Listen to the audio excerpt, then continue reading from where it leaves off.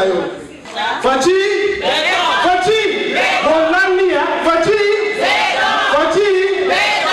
Norvège pour? Norvège pour? Fati Mokonzi? Fati? Plateforme Fati? Plateforme Fati?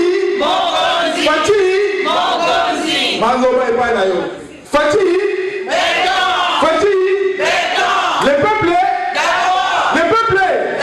Les peuples? Fati? Fati? Les peuples? Yamwa Nekoni. Merci.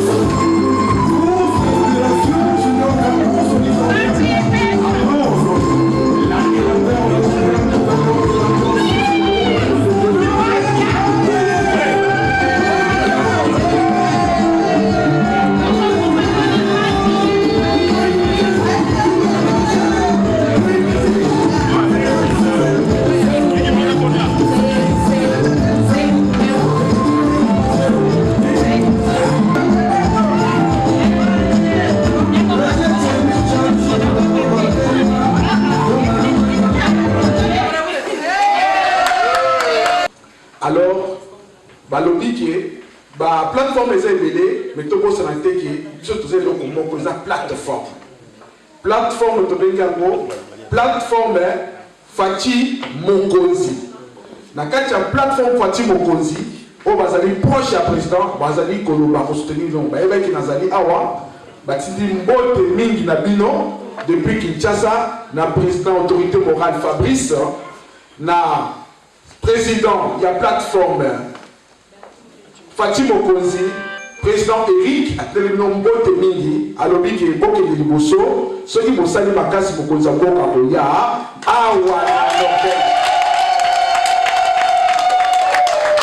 plateforme Fati Mokonzi, balobi ke mboke za mokie za costaud. Norvège déjà dit costaud.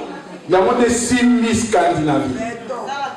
Il y a moins balobi ke Moussa na vu ces alika to kumisa Mokonzi te zali malamu mingi. Mais to il soutenir na action. Ba mama na monde bozali awa. Soki bo sangani na Norvège pour Fati.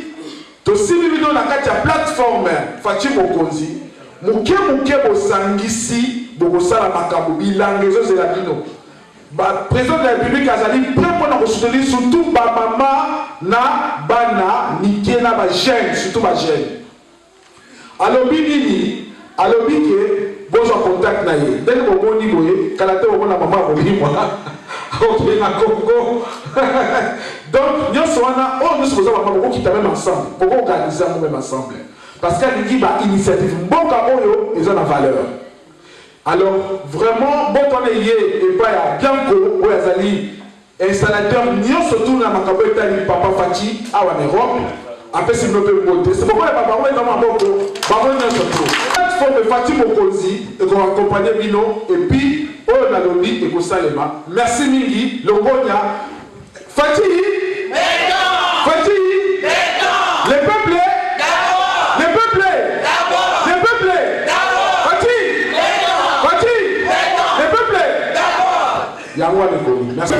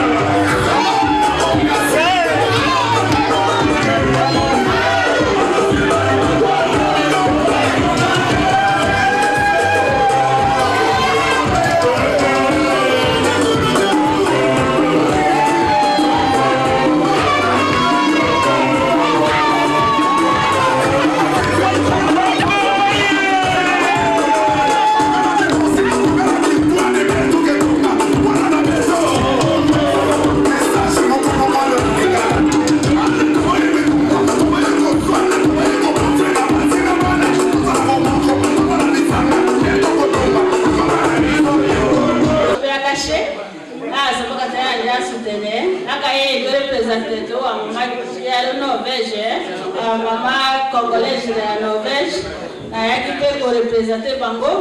Le Bibi Sonyo ensemble na Chima Fati, Azam Mokonzi Sonyo. Azama na mboka toyebi adresse na bango.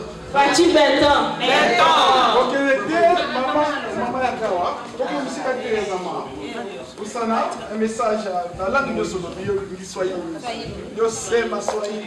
Nafurahi sana kwa kunikaribisha mahali hapa na tunashukuru sana kwa Mungu kutupatia kiongozi ambaye ni Kongole President Felix Tshisekedi Tshilombo ambao wanamuita kwa jina ya Fachi. Vraiment merci sana kwa Mungu. Na kitu message naweza nikapana tu kule.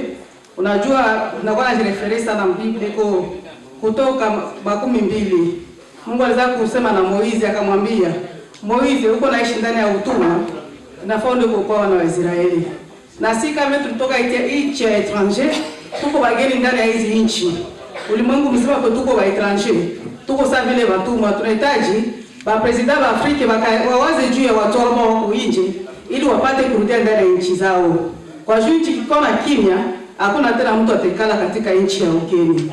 Ndio message ambayo za kuwapatia hivi. Maboko pona bino moko ba mama. Vraiment Fachi mon ami Fachi